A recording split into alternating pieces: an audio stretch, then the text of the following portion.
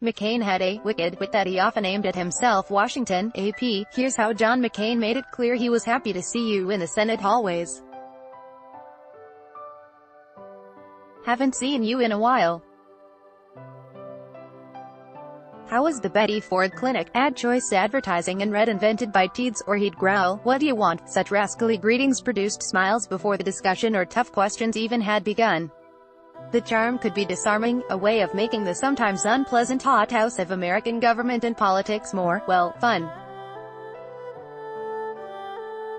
That was true even among his equally ambitious Senate colleagues, campaign opponents and the reporters who covered him.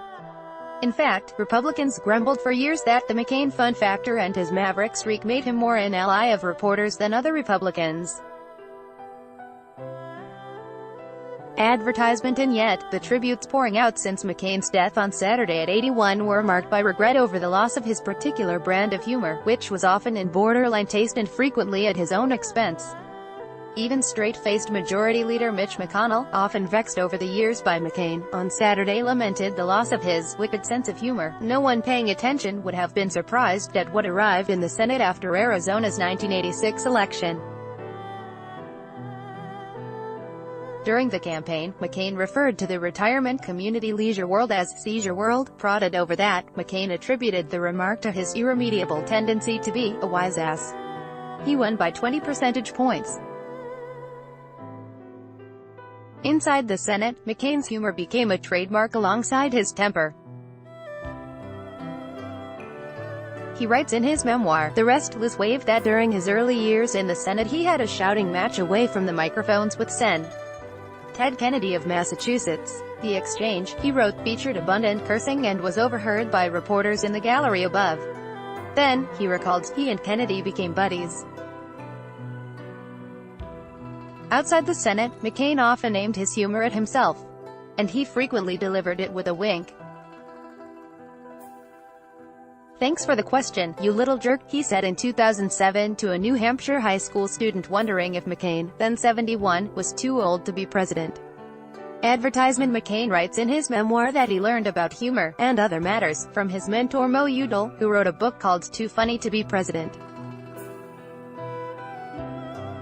McCain wrote that the late Arizona congressman, who ran for president in 1976, was the funniest man he knew. "You know the difference between a cactus and a caucus." It was one of Udall's trademark jokes, which McCain repeated for reporters. "With a cactus, the pricks are on the outside." Second funniest, Sen. Lindsey Graham of South Carolina.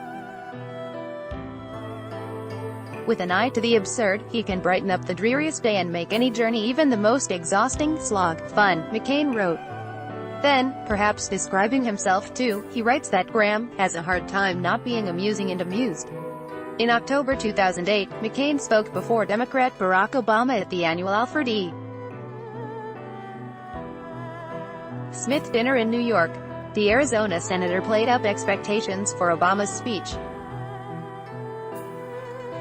"It would be unkind," McCain said, "to throw Obama off his game by setting unreasonably high expectations for the quality of the Democratic senator's humor." So McCain did. "You all are about to witness the funniest performance in the 63-year history of this event," McCain said, predicting non-stop hilarity, and the funniest 15 minutes of your life or any other, from Obama. "I think he knows that anything short of that would mar the evening, insult our host and perhaps even cost him several swing states." Sen. Obama, "The microphone is all yours." Obama, cracking up, joined the standing ovation. Advertisement. McCain returned to Saturday Night Live a few days before the election that year to run through some alternative strategies for beating Obama. Among them, the reverse maverick. "That's where I do whatever anybody tells me." Also under consideration, McCain said, was the double maverick. "That's where I go totally berserk and just freak everybody out." A third option, the sad grandpa.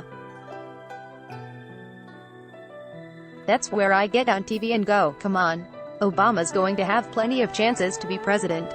It's my turn." McCain requested that Obama deliver his eulogy at the Washington National Cathedral. Associated Press writer Adam Beam in Lexington, Kentucky, contributed to this report.